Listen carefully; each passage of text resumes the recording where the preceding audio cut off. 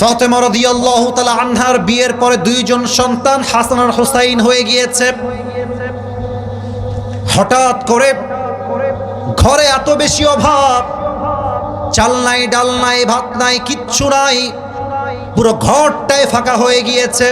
আব্বাকে ডাক দিয়ে বলো, আব্বা জান, 3 দিন যাবত আমিও না খাওয়া, আমার স্বামী আলীও না খাওয়া, পুরো পরিবারটা না খাওয়া অবস্থা, কিছু খাবার দেন আমাকে।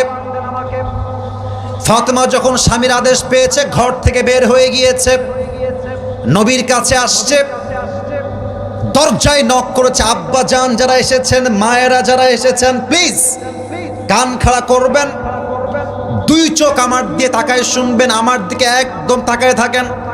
এসেই দরজায় নক দিয়েছে, আব্বা জান।